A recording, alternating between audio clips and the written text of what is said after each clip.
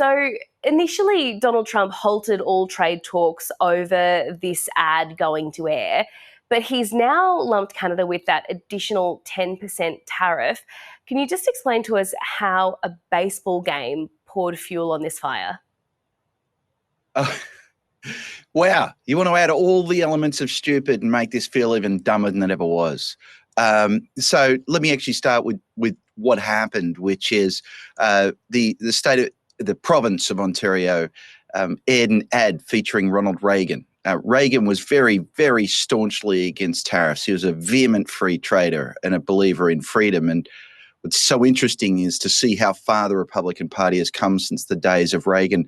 They just showed that ad. That's all they did. They showed it during the World Series. The World Series, of course, was between Ontario and the LA Dodgers. And Trump got very upset to discover that the Republican political hero hates his signature policy. The Reagan Foundation appears to have been taken over by Trumpists, and rather than defend President Reagan's legacy, they said that these statements were taken out of context, which is absolutely untrue. Reagan was on the record a million times being a pro-trade guy. So this has sort of, I guess, been a bit of a build-up to this point of adding the additional tariffs. So the ad has now been taken off the air, but as you mentioned, it played during the World Series, and that sort of is that what sort of triggered this additional tariff? Yeah, well, look, first of all, it's a World Series between a Canadian team and an American team, and no other countries are invited. Let's just forget that. Yeah, the President Trump, appears to genuinely believe that this ad was somehow doctored. He's gone out on his Truth Social network stating that this was generated by AI. It wasn't. That this was a misrepresentation. It wasn't. And he's angry that Canada is, and it was actually the province of Ontario did this. He's angry at Canada. So he said initially he would cut off further trade talks with Canada, which is problematic enough. Then he decided to whack the American people with a further 10% tax on goods imported from Canada, which is, of course, what a tariff is. Interestingly, it's quite clear the president doesn't have the legal authority to do this. The Supreme Court has yet to smack him down on this, but the powers he would be using are the Emergency Powers Act.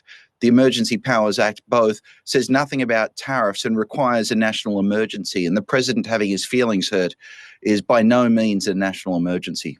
Yes, the Supreme Court is still looking at some of those issues, as you mentioned.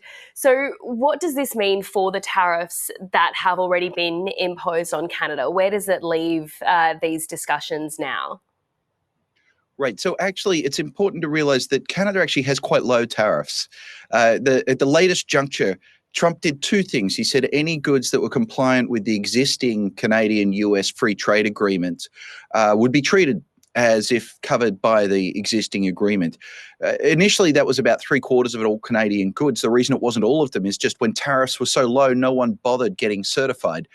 Once the tariffs went up, everyone's certified. Now about 90% of Canadian goods are covered by this. So most Canadian goods are coming across the border with no tariff. About 10% of them are, and it's that 10% of the goods that the president has been going on and on about.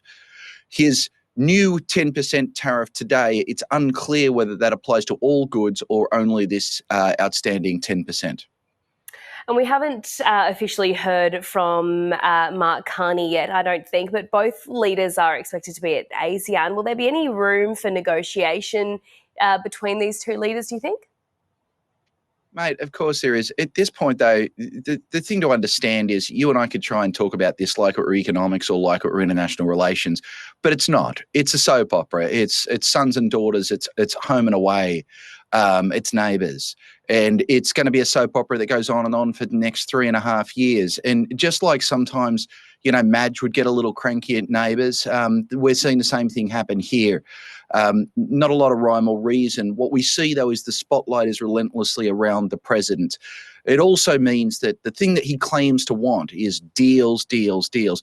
Look, you can't do a deal with a bloke who halfway through the deal all of a sudden decides he'll throw on new tariffs on steel and aluminium, or that he doesn't like something that one of the provinces has done, or that he doesn't understand the history of his own party and so will tax Americans as a result. It just means the single best strategy is in fact the one that Australia has been following. Stay out of the way. For all the people who are saying you've got to get more meetings with the president, the single best thing to do is make sure he forgets the name of our country.